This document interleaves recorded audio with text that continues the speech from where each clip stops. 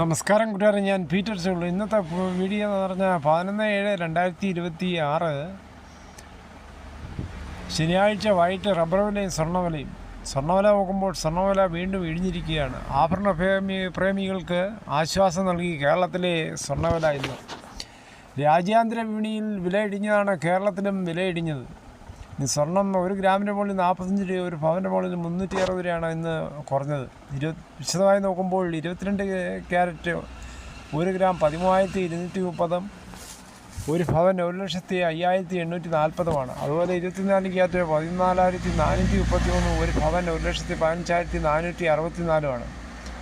അതുപോലെ 18 carrot 1 gram 10,825, ഒരു പവൻ 86,600. ഇതാണ് വൈകിട്ടത്തെ സ്വർണ്ണവില. സ്വർണ്ണം വാങ്ങിക്കുമ്പോൾ സ്വർണ്ണത്തിൻ്റെ പരിശുദ്ധി ഉറപ്പാക്കി വാങ്ങിക്കാൻ ശ്രമിക്കുക. സ്വർണ്ണത്തിന് ഇന്ന് തിരിച്ചടിയായതെന്ന് പറഞ്ഞാൽ ക്രൂഡ് ഓയിലും ഡോളറിൻ്റെയും വിനിമയ നിരക്ക് വർദ്ധിച്ചതാണ് സ്വർണ്ണത്തിന് ഇന്ന് തിരിച്ചടിയായത്. അതേസമയം ഇന്നത്തെ വെള്ളി നിരക്ക് സംസ്ഥാനത്ത് നോക്കുമ്പോൾ ഒരു 10 ഗ്രാമിന് വെള്ളിക്ക് 2,350, ഒരു ഗ്രാമിന് 235 രൂപയാണ് വെള്ളിയുടെ വ്യാപാരം നടക്കുന്നത്. റബ്ബർ വില നോക്കുമ്പോൾ റബ്ബർ വില വീണ്ടും കൂടി. ഇന്നത്തെ വില കോട്ടയം RSS 4 നോക്കുമ്പോൾ 276, RSS 5 കിലോ 272, ISN 235, ലാറ്റക്സ് സർവശാന്തി 178.60. ഇതാണ് വൈകിട്ടത്തെ കോട്ടയം വില. കൊച്ചി വില നോക്കുമ്പോൾ RSS 4 kilo 276, RSS 5 kilo 272, Agartala വില നോക്കുമ്പോൾ 268, RSS 5 കിലോ 265. ഒട്ടുപാൽ നോക്കുമ്പോൾ 80% ഡിയാസിൽ ഒട്ടുപാൽ കിലോ 174, 60% ഡിയാസിൽ ഒട്ടുപാൽ കിലോ 130.50. വൈകിട്ട് വ്യാപാരം അവസാനിച്ചത് RSS 4-ഉം 5-ഉം 1 രൂപയാണ് വർദ്ധിച്ചുകൊണ്ടാണ് വ്യാപാരം അവസാനിച്ചത്. എന്തായാലും നമ്മുടെ നാട്ടിൽ കറുത്ത പൊന്നെന്നറിയപ്പെടുന്നത് ഇപ്പോൾ ചിരട്ടയാണ്.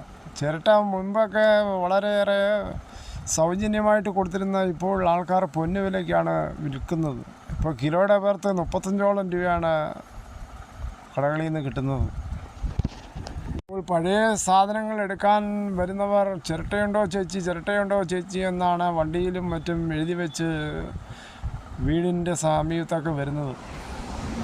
പലരും പല രീതിയിലാണ് ചിരട്ട എടുക്കുന്നത്. ഇപ്പോൾ ഒരു തേങ്ങയ്ക്ക് 2 രൂപ വെച്ച് എടുക്കുന്നവരുമുണ്ട്, അതേസമയം കിലോയുടെ പുറത്ത് എടുക്കുന്നവരുമുണ്ട്.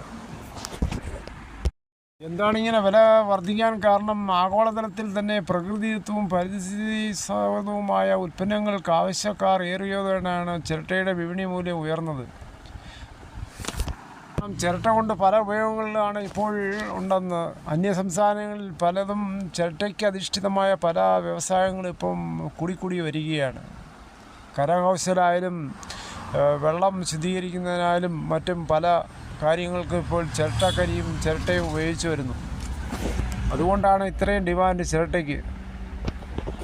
അതുകൊണ്ട് ചിരട്ടകൾ സൂക്ഷിച്ചു വെക്കുക. ഓരോ കിലോകളാവുമ്പോൾ നമുക്ക് വിറ്റാൽ മറ്റ് സാധനങ്ങൾ വാങ്ങുകയും ചെയ്യാം. ഇതോടുകൂടി ഈ വീഡിയോയുടെ പൂർണ്ണമാകുന്നു. ഇത്രയും സമയം ക്ഷമയോടെ കേട്ടുന്ന വളരെയധികം നന്ദി.